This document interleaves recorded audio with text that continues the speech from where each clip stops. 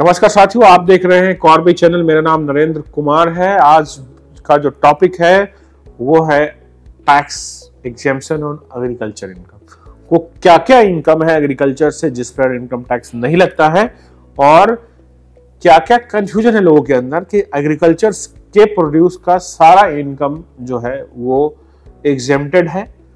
उसकी टॉपिक के बारे में बात करेंगे। इनकम टैक्स का सेक्शन है 10 सबसेक्शन 1 में एग्रीकल्चर इनकम को डिफाइन किया गया, यानी कि एग्रीकल्चर से, जमीन से जो भी पैसा आपके पास आता है, इन कॉमन लैंग्वेज लोगों को लगता है कि वो एग्जेम्प्टेड है।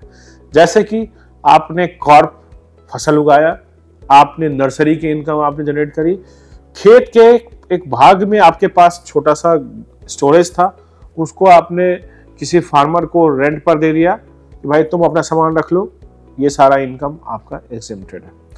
दूसरी तरफ जो एग्रीकल्चर प्रोड्यूस्ड है उसका जो आप ट्रेडिंग करते हो या आप परचेज करके आप बेचते हो, तो ट्रेडिंग में जो परचेज वैल्यू है वो उसका आपको इनपुट मिलता है, लेकिन जो आप मार्जिन कमाओगे अगर आप, तो उसमें टैक्स लग जाएगा। जो कॉन्ट्रैक्चुअल फार्मिंग करते हैं उनके लिए भी एग्रीकल्चर इनकम में एग्जेम्पशन, यानी कि आपने बहुत सारे लोगों से खेत ले लिया है लीज पे और उस पर आप फार्मिंग कर रहे हो, तो आपको उसका टैक्स नहीं लगता।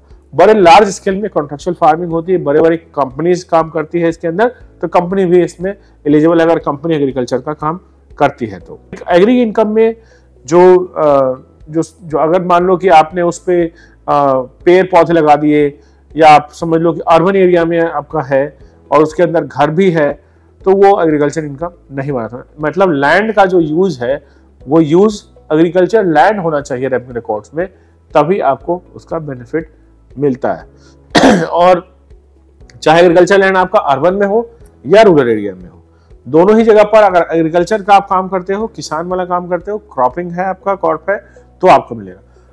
कुछ कंफ्यूजन है लोगों के अंदर कि डेयरी फार्मिंग भी एग्रीकल्चर है, डेयरी फार्मिंग को एग्रीकल्चर प्रोड्यूस नहीं माना जाता, फिशरी को नहीं माना जाता है, तो ये सब टैक्सेबल सोर्सेज में आता है।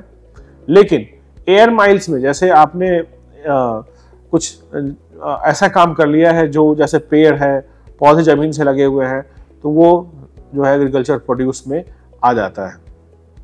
उसके अलावा एग्रीकल्चर टैक्स में अगर आपकी फाइलिंग जो है, अगर 5,000 से ऊपर का आपका एग्रीकल्चर इनकम है तो आपको फाइल करना होता है। अगर एग्रीकल्चर इनकम के साथ साथ आपके पास और भी इनकम है तो दोनों इनकम को क्लब करके एक एग्जेम्पशन लेकर के उसकी प्रॉपर फाइलिंग होती है। अब बात आती है कि एग्रीकल्चर इनकम आपके पास है, आपने अगर जैसे गेहूं खरीद लिया, चावल खरीद लिया, उसकी ट्रेडिंग करी, उससे इनकम आया, तो नहीं मिलेगा। ये सिर्फ किसान के लिए है।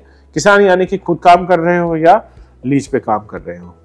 और जो नॉर्मल एक जो बहुत बड़ा कंफ्यूजन है, जैसे आपने फ्लावर की खेती कर ली या आपने कुछ भी इस तरीके का प्रोडक्ट जो लगा लिया, चाहे प्रोड्यूस में कुछ भी हो, तो वो सब आपको टैक्स बेनिफिट इसके मिलेंगे।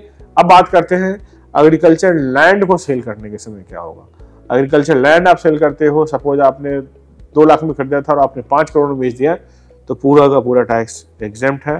ध्यान रखिए, यह सेक्शन सिर्फ और सिर्फ इंडिविजुअल को, सेक्शन जो कैपिटल गेन एग्जेम्पशन है वो सिर्फ और सिर्फ इंडिविजुअल और HUF को मिलता है। कैपिटल गेन टैक्स या एग्रीकल्चर इनकम से रिलेटेड, या आप एग्रीटेक बिजनेस में काम करना चाहते हैं, आप अपने बिजनेस को रिव्यू करना चाहते हो कि क्या क्या टैक्सेबिलिटी आप पे लगता है, क्या क्या टैक्स आप पे नहीं लगेगा, यानी कि जो इनकम टैक्स के प्रोसीडिंग्स है वो और एप्लीकेबिलिटी है।